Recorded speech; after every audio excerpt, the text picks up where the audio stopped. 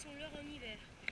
Donc tout d'abord, je pêche à la petite virgule blanche, tout simplement très efficace pour pêcher en hiver et qui vous permettra de réussir vos sessions de pêche. Là, j'ai essayé de prendre ce poste-là pour pouvoir vous montrer comment nage le leurre au fond, mais sinon je testerai à un endroit un peu plus grand. Je vous montre tout de suite. Tout d'abord, vous lancez le plus loin possible. Là, je n'ai pas beaucoup d'espace. Je mets le pick-up. Vous allez faire des grandes tirées comme ça. Très grandes. De sorte à que le leurre remonte et redescende, imite le poisson malade.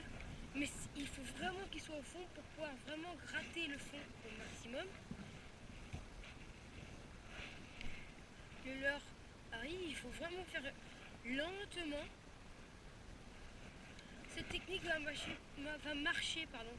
pour le black bass, le brochet et la perche.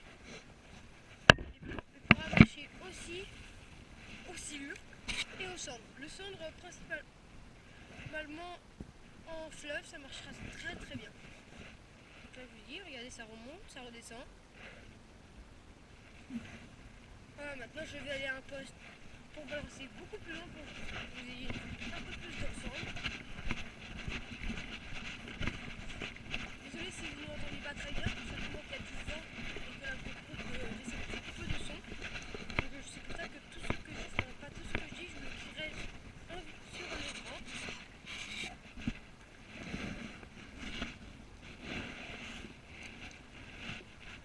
Voilà. Grande tirée, ramener. Grande tirée, ramener. N'hésitez pas à fouiller de côté pour que le poisson ne s'occupe de rien.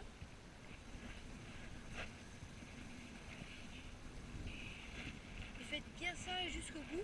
Si vous pensez que les poissons sont plutôt actifs, faites des tirées rapides de cette façon. Si vous sentez que le poisson est mou aujourd'hui, faites-le tirer de ce type, doucement.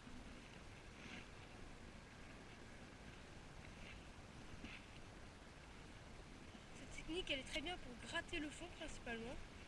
Après, je vous conseille de mettre une tête plombée entre 8 grammes et 12 grammes. Si vous pêchez en fleuve avec beaucoup de courant, je vous conseille du 14 grammes sur 16 grammes. Qui permettra de couler très vite et du coup de ne pas ramener au bout de trop de temps en fait.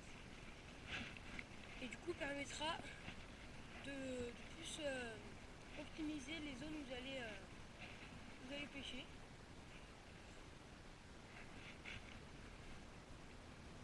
Donc c'est la première fois que je teste cette GoPro. J'ai pas pu bien la régler, donc vous ne verrez pas forcément bien. Donc voilà, c'est la fin de cette vidéo. Je vous invite à la liker, à la partager, surtout abonnez-vous.